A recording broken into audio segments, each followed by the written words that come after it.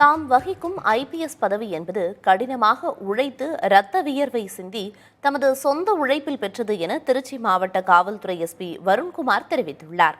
திமுக முன்னாள் தலைவரும் மறைந்த முன்னாள் முதலமைச்சருமான கருணாநிதி குறித்து அவதூறாக பேசியதாக நாம் தமிழர் கட்சியின் நிர்வாகியும் யூடியூபருமான சாட்டை துரைமுருகன் கைது செய்யப்பட்டார்.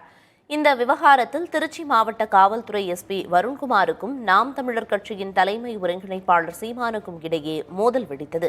இதையடுத்து அந்த கட்சியைச் சேர்ந்த சிலர் எக்ஸ் சமூக வலைதளத்தில் எஸ்பி வருண்குமார் மற்றும் அவரின் குடும்பத்தினரை பற்றி அவதூறான கருத்துக்களை பதிவிட்டதாக கூறப்படுகிறது.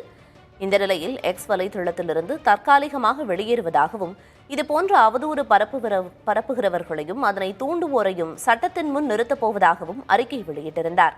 இந்நிலையில் தாம் வகிக்கும் ஐபிஎஸ் மற்றும் எஸ்பி பதவி என்பது திரள் நிதியிலோ யாசகம் பெற்றோ வந்தது அல்ல என்றும் கடினமாக உழைத்து இரவு பகலாக படித்து ரத்தம் வியர்வை சிந்தி சொந்த உழைப்பில் வாங்கிய வேலை என்ற கருத்துடன் வாட்ஸ்அப்பில் ஸ்டேட்டஸாக வைத்துள்ளார் ஐபிஎஸ் அதிகாரி வருண்குமார். நாம் தமிழர் தலைமை ஒருங்கிணைப்பாளர் சீமானுடனான மோதல் போக்கு முடிவுக்கு வரும் என்று எதிர்பார்க்கப்பட்ட நிலையில் வருண்குமார் ஐபிஎஸ் இவ்வாறு பகிர்ந்திருக்கிறார்.